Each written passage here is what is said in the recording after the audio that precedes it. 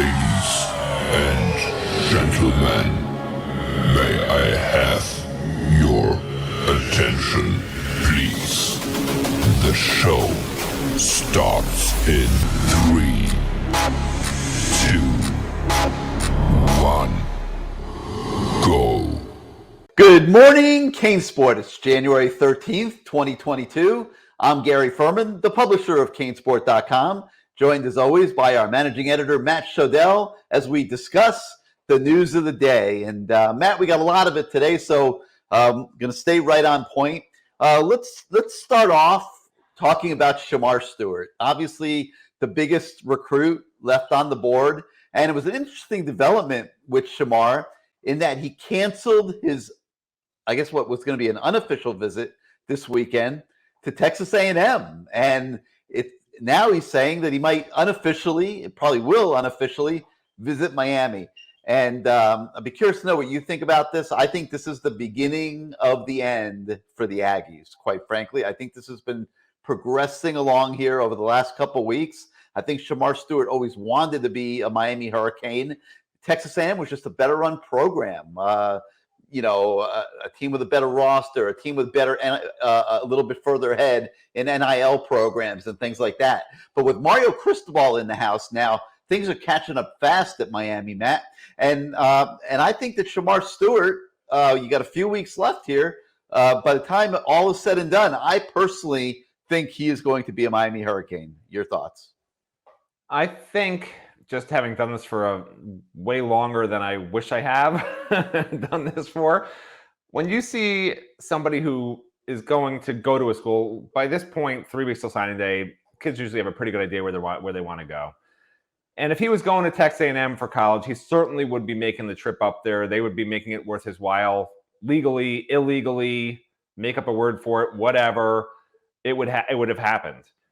I think Texas A&M is out of the Shamar Stewart picture. I spoke to someone close to Shamar, said there's not going to be a revisit at all the whole month.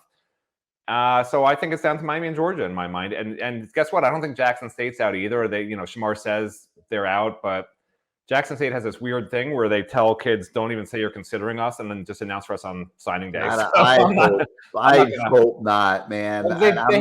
They were in the picture. They are recruiting him. Shamar says they're not in the picture, whatever, they're not going to go away. But regardless, listen, right now, I think if Shamar was signing today, I think he would sign with Miami. Georgia's going to try to have something to say about it. Jackson State will probably try to have something to say about it. If Miami has a plan in place for Shamar, NIL-wise, future-wise, how they're going to use him wise, if they have a defensive coordinator that might help at some point, certainly having a defensive line coach is going to help. Shamar, the person I spoke to who's close to Shamar, said there's a 70% chance Shamar will be on campus at Miami either Saturday or Sunday, meeting with the defensive line coach and with Mario. I would expect that to go very well. Those guys are both very personable. They both have a plan they're going to lay out. He who shall not be named never really had anything where he would give to recruits, say, here's our plan for you at Miami, right? And this is something that Mario does with kids. He has stuff so nailed down that when a kid comes in, a single kid, he'll say, here's our plan for you. And he'll lay it out. Here's you are now. Here's you'll be in 4 years with us.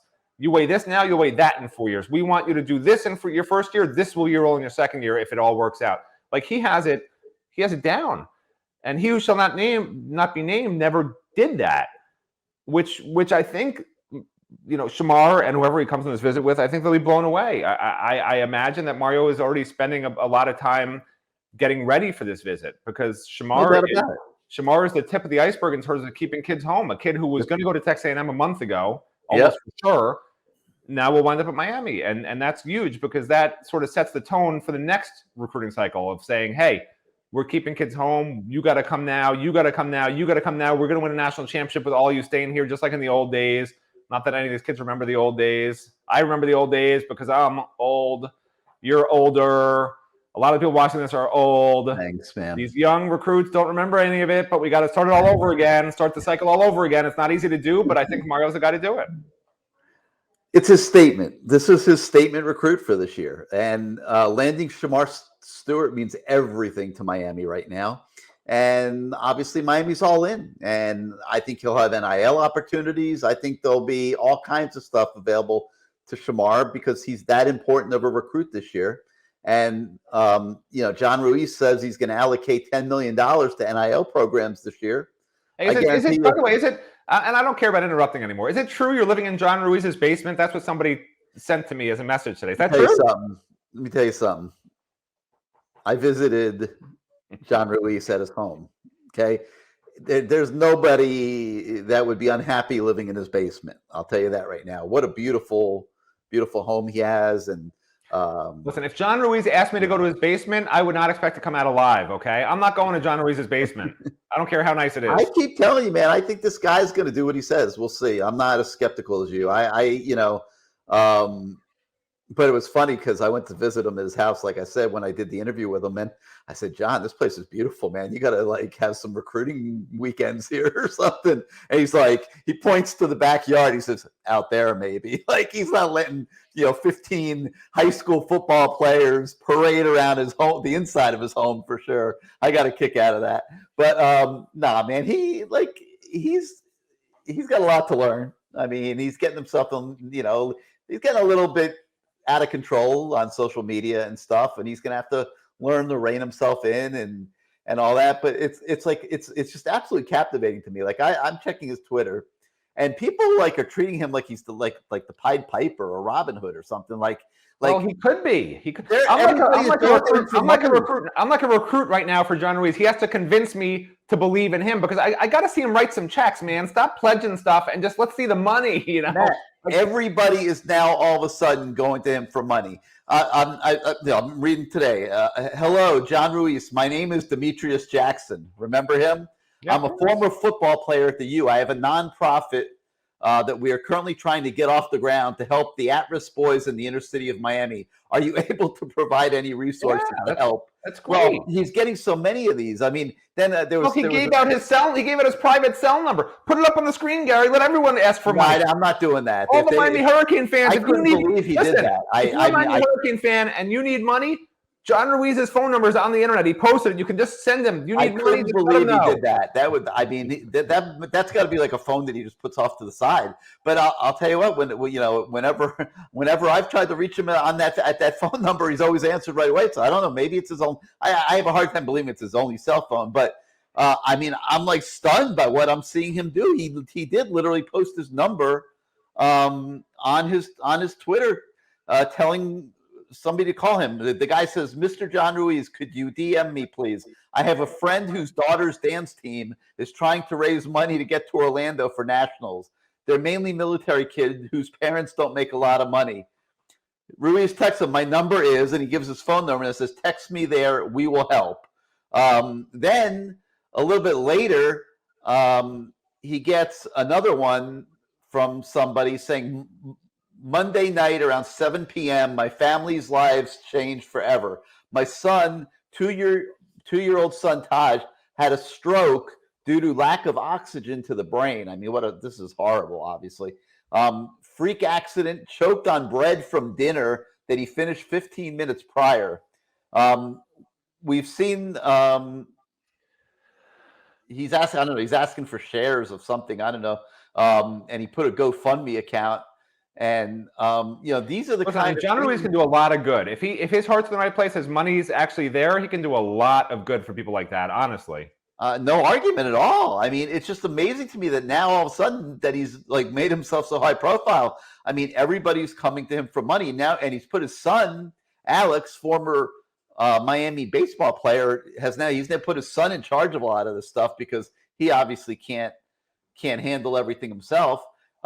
But the point is that he told us, I guess day before yesterday, that he is committed to spend $10 million a year on NIL deals through his two companies. He's got a cigarette racing team and he's got that Life Wallet company now.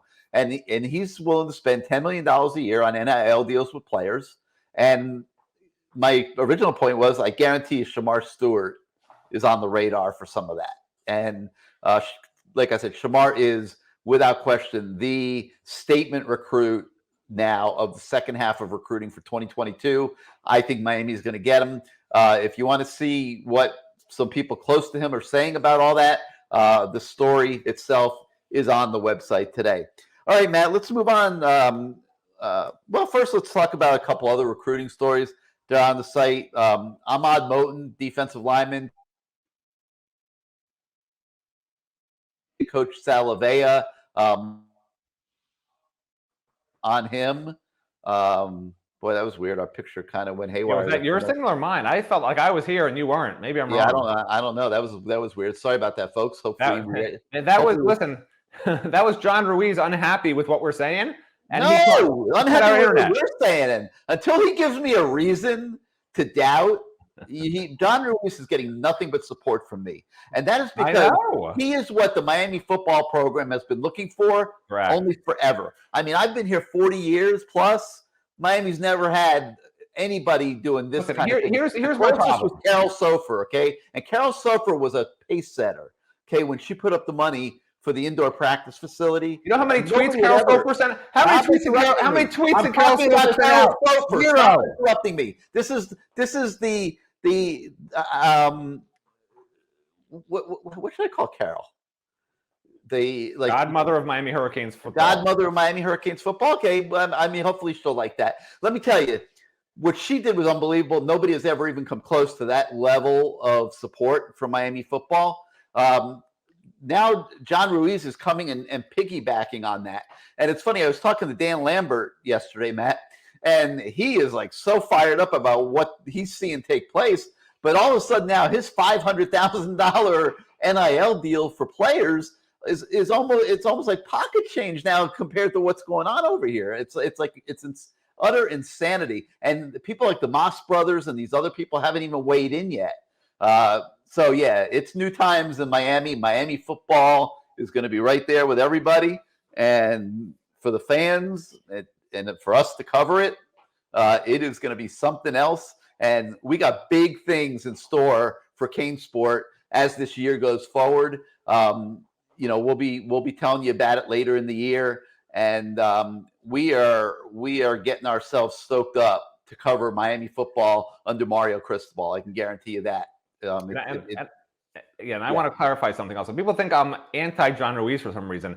Nobody wants John Ruiz to do what he says he's going to do more than I do, because who wants to cover a team that's not great? It's not fun. You think I've had fun the last 18 years doing this? No. Like, I was at the 2001, I was at the Rose Bowl covering that team. I'm like, this is going to be great the rest of my life, and this is what my life's become.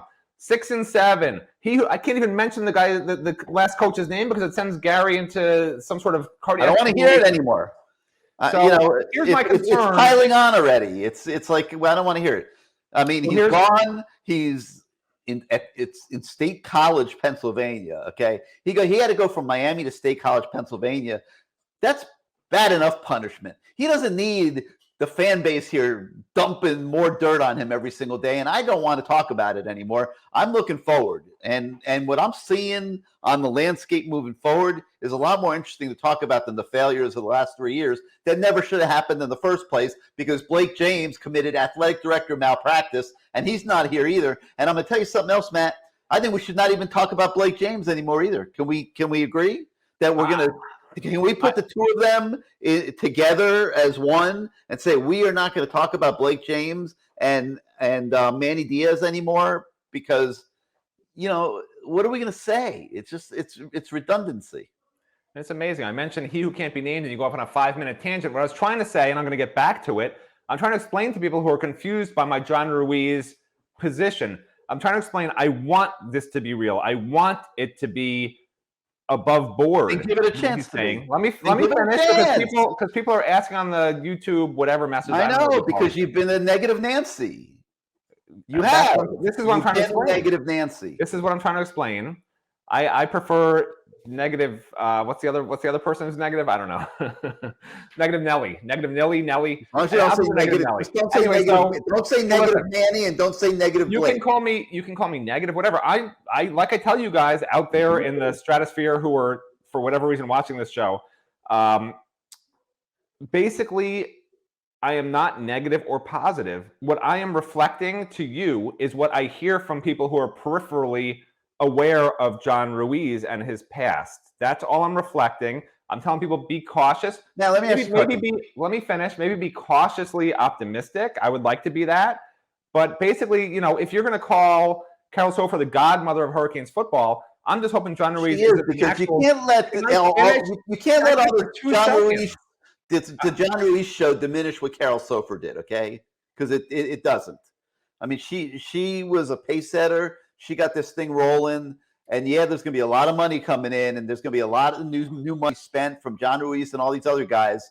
But it can never diminish what Carol Sofer did because she made a lot of this happen. What I was trying to say was if Carol Sofer is the godmother of Miami Hurricanes football, I just am hoping John Ruiz isn't an actual godfather like from the streets of New York City, and he's going to wind up getting Miami in trouble. That's all I was going to say. That's my concern. I'm hoping it's not true. People I talk to that know him peripherally are saying there could be some red flags in his past. He doesn't necessarily have the money yet that he says he's going to give for a stadium and this other stuff. I'm just reflecting that. I'm not a negative Nilly, Nancy, Nelly, Whaley, Wally, Billy, whatever. Now, let me ask you a I'm question. just reflecting what I hear, and I'm telling you. I know, but let me ask you a question. Have you ever made any mistakes? Listen, if I asked my parents to give me an NIL deal of even $50 for dinner, they would not give me an NIL deal of $50. So I don't know why this guy, out of the goodness of his heart, is going to throw away his money hypothetically when it's that much money. Like, I'm all for helping the Miami Hurricanes. The guy says he's a Miami Hurricanes fan. The guy says he's a Miami Hurricanes fan because he watched Deion Sanders running in a touchdown against Miami. I don't get that. I understand his son was a Miami Hurricane, but for a guy to give away hundreds of millions of dollars to Miami, I'm trying to still figure out and wrap my head around, is he trying to get something out of it? Because he already mentioned he wants naming rights for a stadium. He is trying to get something out of it. In there. No, is he trying to make money back somehow? I don't know. I don't know. If he really has $20 billion, he doesn't need to make money back. I mean, he's got a reason for wanting to do it. I'm trying to figure out what. Listen, he could buy a partnership in the Dolphins with the money he's got. Why does he want to do this? I'm just trying to wrap my head around that. You never asked me. Ross has already decided who's getting the Dolphins when he's done. John Ruiz is not buying the Dolphins. What I'm saying is he could have got involved in sports teams and had a stake in them instead of giving his money away to help Miami Hurricanes, which is great. The Moss brothers have Inter Miami soccer. John Ruiz is going to have Miami Hurricanes football. I hope he helps. I hope he does it. I want to see that. I know he's doing the deal. I know he's doing the deals. I hope he follows through with them, unlike what happened in Homestead. That's all I'm saying. Okay, but you're talking about something that happened, I believe, at least 10, 11, 12 years ago. Correct. He was at a different stage of life then, Correct. A different stage of financial success, according to him. Okay, I'm going to qualify it. I hope that this happens.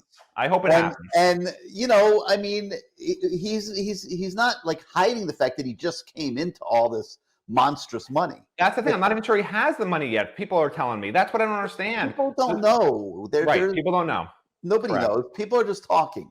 And let me tell you something. When you're an attorney at the level that this guy's been an attorney for as many years as he's been, like, not everybody's his friend out there, Matt. Like, correct. That's why when I say something, I'm not saying it's me saying it. I'm saying this is what I'm hearing. So people know both sides against people and stuff for years, and not everybody likes him. Not everybody's his friend. Not everybody is always so happy to see somebody strike it big like this or whatever. I mean, Gary, there's a million reasons why people could be bad. Here's why I have to say stuff like this, because you're on one side of the screen telling everyone how great it is that he's giving the money. I just want people to be aware. This is not a done deal. He hasn't given any money to anybody yet. That's all I'm trying to say. I agree. But what I'm saying is he gets the benefit of the doubt from me until I have reason to say otherwise. And all I've seen is a guy talking about how much he's willing to step up for everything, build a stadium. And I don't think 500 million is going to be enough. I think it's going to have to be $1 billion for a stadium. Obviously, he's not going to be able to he could, but he probably won't put it all up himself. But I think it's going to take $1 billion to build a stadium worth building. That's my opinion. He's talking about $10 million a year NIL. He's talking about making a donation towards facilities at Miami. I mean, this is a guy that's what he's saying is amazing. What he's saying is amazing. I just hope it happens.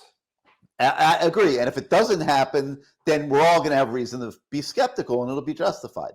But right now, the only thing that I wonder about, and we don't have to go on about this forever, obviously. We have other stuff to talk about.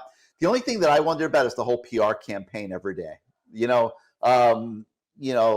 Twitter spaces, the chats, the constant tweeting, the boasting. That's the only thing I wonder about. And if I were his friend, I would say, John, what you're doing is awesome, but you probably need to just tone it down a little bit, especially on social media and things like that. Well, someone did make a great analogy, because yesterday I said the same thing, and someone said, well, Elon Musk does the same thing. And they're not wrong, but Elon Musk does it to manipulate markets. This guy's just doing it for self-promotion, which is a little different. But some guys are eccentric billionaires. Maybe he's an eccentric billionaire, and he'll just, I don't know. All I know is people are telling me on both sides that he's going to be amazing for the program, and that, hey, don't trust this guy. That's what I hear. I don't know what to believe. I don't know the guy, so. I don't even remember anymore how I got off on the tangent about John Ruiz. So I'm just going to get back to the news of the day, where I think we are. You're talking about Shamar Stewart getting a deal from probably people like John Ruiz. That's how you got off on the. All right. Well, then let me move on to the next recruiting story. And Ahmad Moten, I remember mentioning Ahmad Moten before John Ruiz, so I don't know what the heck happened there. But Ahmad Moten, Cardinal Gibbons High School, is getting the full court press from Miami. We got a story about that on the website today. He is talking daily with Coach Salavea, so you can learn all about that by reading that story. We also have a story on local standout Robbie Washington, talking every day with Coach McClendon. Robbie Washington is a guy from Miami Killian who is slowly rising up the charts, getting a lot of notice, being recruited by a lot of schools. Right now, he's ranked a 3-star. I got a feeling before long you're going to see that become a 4-star, and Robbie Washington also being a priority for Miami in this. Go ahead. You do remember his backstory, right? What happened with him with He Who Can't Be Named, correct? Yeah, he tried to commit. He thought he was committed. Like, he kept committing and committing and committing, and they kept being like, okay. And he kept saying, I'm committed. We're like, okay. But we never listed him as a commitment because we knew they didn't take his commitment. Like, it was super weird. Yes. And I know, we'll look. Well, he's not committed now either. I hope he winds up a Hurricane, because what a great story, right? Like, he kept trying to commit and they wouldn't take it. Now the new coaches take it. I mean, that'd be pretty funny. Yeah, that'd be good. So he's talking daily to Coach McClendon, and we'll see what happens there. But you can get an update on Robbie Washington as well. And then we also have a story on Hollywood Chaminade wide receiver Jeremiah Smith. He's a 4-star. And Matt, the thing that is interesting about that story, and everybody can read that as well on the website, but it's a big deal to him that the Canes keep the same offense that they've had. And let's talk about that for a minute. That's not probably reality. You got a whole new coaching staff coming in. You got a new coordinator coming in. But I will say this, and I think that Mario Cristobal would like to see Miami develop a system that can outlive all the different coordinators, very similar to what he saw at Alabama. And when you look at Mario, you look at Coach Mirabal, Coach McClendon coming in as a tandem on offense. I feel pretty confident that they like their run game system. Its origins were at Alabama. Mario was obviously the offensive line coach at Alabama. It was polished up and refined over multiple offensive coordinators at Alabama, and it became the Alabama run game system. And it didn't matter whether Lane Kiffin or Bill O'Brien or Brian Dable or whoever was the offensive coordinator at Alabama. Alabama did what Alabama did, and Alabama does what Alabama does. And I think that that's a model that Mario Cristobal would like to implement here at Miami, regardless. In terms of the passing game, I think as he's looking for an offensive coordinator, that he's looking for a guy that can develop that type of passing game and what would become the Miami passing game, the Miami system that could live on year after year after year, regardless of who the coordinators are. Because if you have a good coordinator, they're not going to be here for very long, okay? Good coordinators get head coaching jobs. Rhett Lashley was here a couple of years. He got a head coaching job because he did a decent job at Miami. If you're a good coordinator, like Mario's coordinators at Oregon all got head coaching jobs, you're going to get a head coaching job. So I think that what he's trying to do is develop a system that can outlive any coordinator, and that could be the foundation for what the next guy would implement when he becomes the coordinator. And I'm not saying that there wouldn't be wrinkles here and there. Obviously, there would be. Everybody has their pet plays, their little wrinkles. But I think the bulk of the Miami offense, if you ask Mario Cristobal what his utopia would be to develop a system that had longstanding value to the Miami football program. I mean, no one's going to argue with that in general. My caveat to all of this, and I think it's a legitimate concern, even though fans probably will be lighting up stuff saying I'm an idiot, is like we've seen this before. Okay, a Miami head coach comes in and he wants to put his stamp on the program. And how do you do that? Well, if you talk back in the day to Don Solomon and Art Kehoe, those were a line coach, a running backs coach, Mario's tight ends coach, offensive line coach at his core. They would run the ball every single play because they believed in the run game.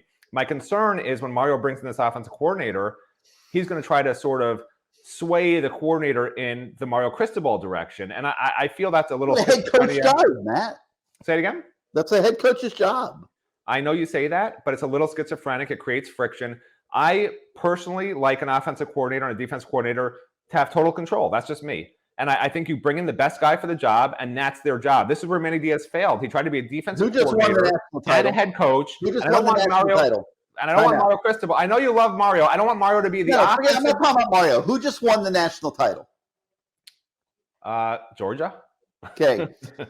What kind of coach is Kirby Smart? I don't cover Georgia.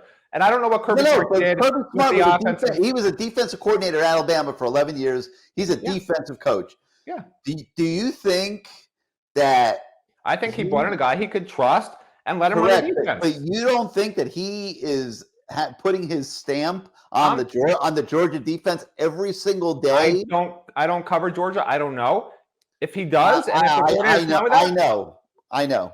Okay. He is. All I'm saying. In fact, people that I talk to that have been out of Georgia practices tell me that you wouldn't know that Kirby Smart is not the defensive coordinator. So.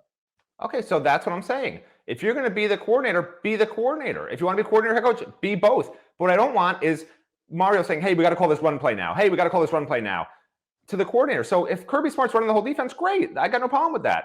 Manny Diaz tried to be the coordinator and the head coach. It didn't work. I don't want Mario to be the run game coordinator and the head coach. That's all I'm saying. I don't want that. Let the coordinator do his job. I don't think Mario Cristobal is going to try to be the offensive coordinator. But if you think a head coach doesn't have the right to call a play anytime he wants, he does. That's the problem. That's what I'm concerned about. That's what I'm saying. That's what I'm concerned about. Is that Mario's going to want to do a lot of runs. When it was Howard Schnellenberger doing it? When Howard Schnellenberger was the head coach of Miami. Era of offensive football, anyway. By the way, doesn't matter. He would call plays all the time. He would tell his coordinator, "Run this right now," or whatever. I'm not a fan. Listen. You can name every example where it works. Dennis Erickson. You can name every example where it works, Gary. I'm just not a fan of that when you bring in a new coordinator. That's just me. Dennis Erickson used to call plays. I'm not a fan of it. If you hire a good coordinator, let him have carte blanche. That's just me. That's my opinion. You can name examples where it works. I can probably find examples where it doesn't work. I'm just not a fan of it. And I'm listening. I think that'll be the case the bulk of the time here. But there will be times when Mario will say, "I want this running play," or it'll come up in game planning probably during the week. Like, I think there's an opening for this running play against this opponent after I've been watching film. And he's getting paid $8 million a year not to just do. I mean, listen, this is the problem. Okay?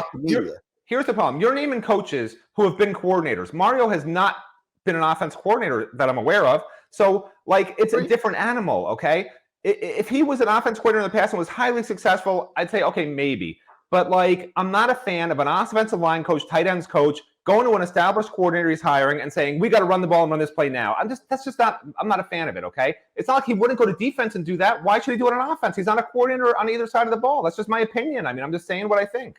I'm betting the ranch that the offensive coordinator will call 98% of the plays. Great, that's what I hope happens. But I think there will be times as the head coach, he might say, hey, let's try this or let's try that or whatever, and that's his right to do it as head coach. We don't have to argue about it. Like 98% of the time, it's going to be the coordinator's call. As long as that 2% against Central Connecticut State, we're all good. I agree. All right. Moving on. What's the awkward silence for? Is that the end of the show? Did I stop the show with that statement? I don't even know what to say. First of all, we don't play. The Canes don't play Central Connecticut State. It was it was a general analogy to the bad people teams. want him to buy out.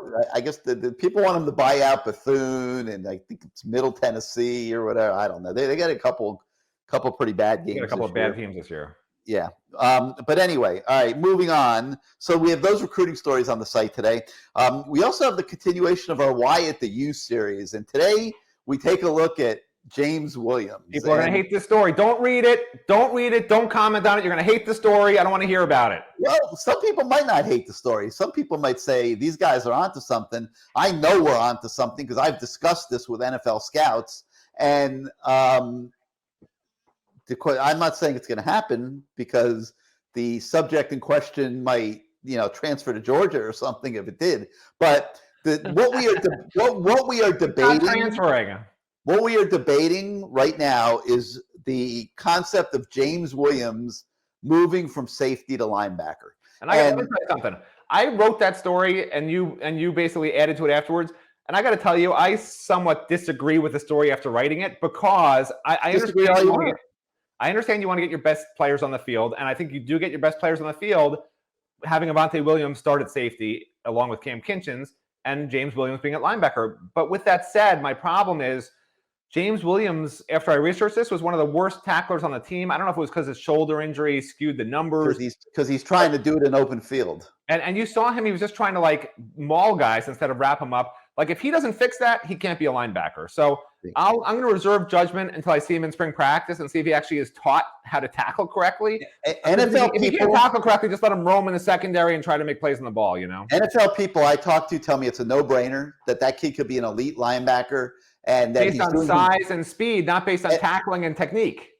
But he'll get better at that. That'll be learned. By the way, he also freelances a lot.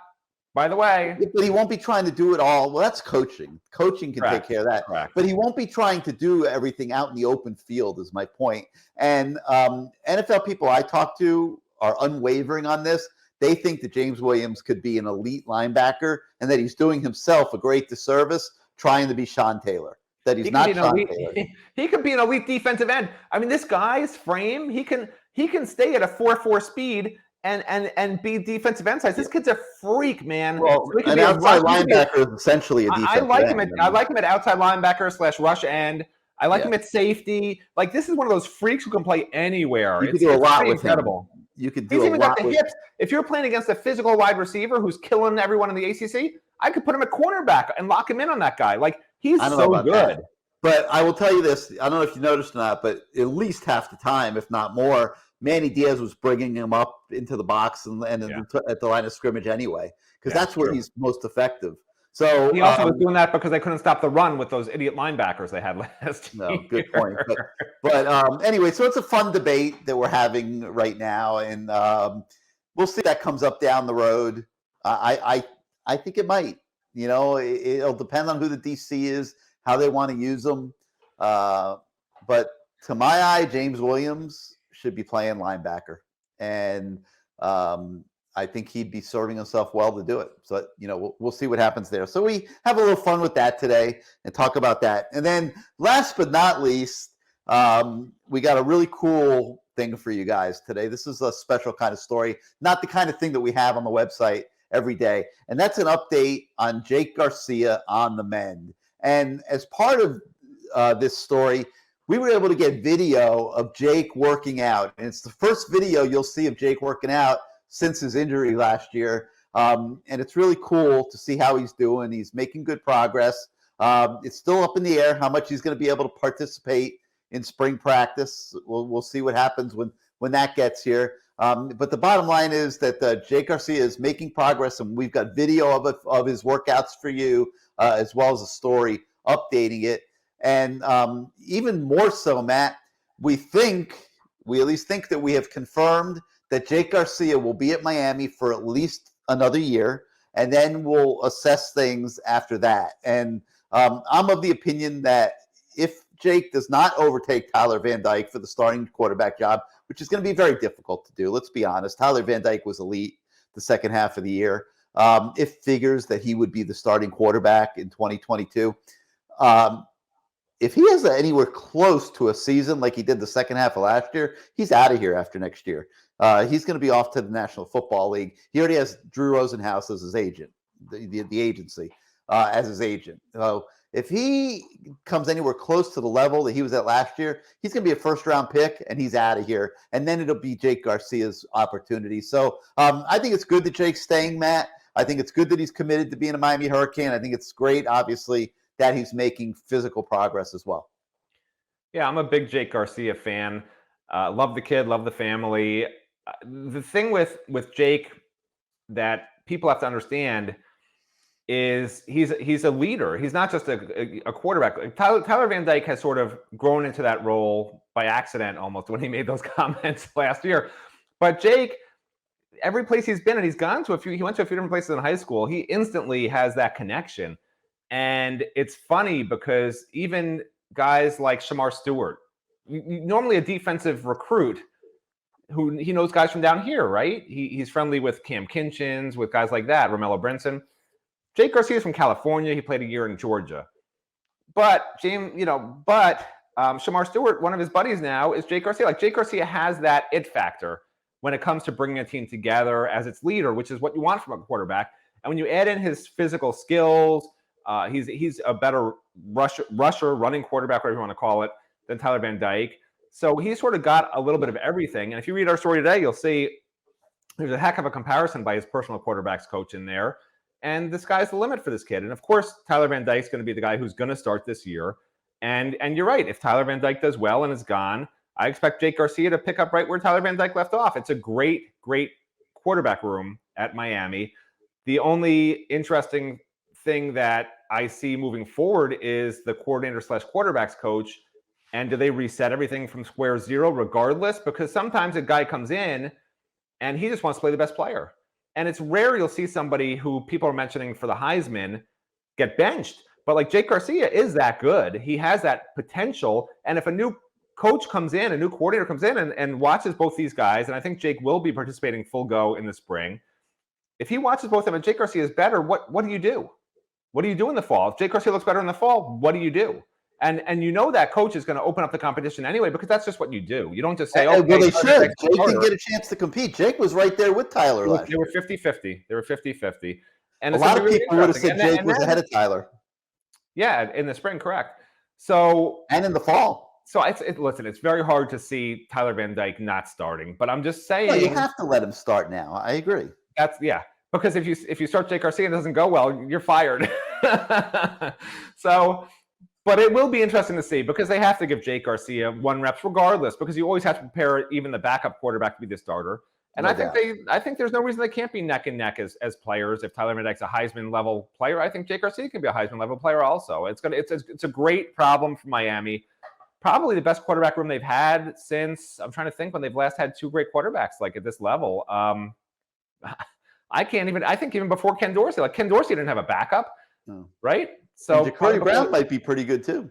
Yeah, correct. And Ja'Cory's going to be the guy after that. So Jake Garcia starts for a year. He goes to the NFL. Ja'Cory Brown starts for a year. He goes to the NFL. Don't get ahead of yourself. Now you're talking 3-4 years down the road. You don't know that he's going to be the guy. Well, that's what you want. You mentioned the system, the Alabama system. You want these quarterbacks every 2 years. Every time they're a third-year player, they're gone to the NFL. Next guy gone to the NFL after they win the Heisman and National Championship for Miami. Let's go. All right, well, that's going to do it for today. Matt and I made it through the show without killing each other, so that's progress. And hopefully. Hey, show us your background. I really think you're in John Ruiz's basement. Just take that background off. I want to make sure you're not in his basement. No, I'm not. See, I knew it. I mean, I'm on the beach, man. I am on the beach watching the sunrise over South Beach. So it's a great place to be. I'm gonna go work out now. Let's go. Let's wrap this up. I gotta work out. Gotta get my morning workout in. Put that machine behind you, that nobody could see right now, to use. All right, so that's going to do it for today for Good Morning CaneSport. For Matt Shodell, I'm Gary Ferman. We thank you for joining us as always, and have a great day, everybody, and we'll see you tomorrow morning.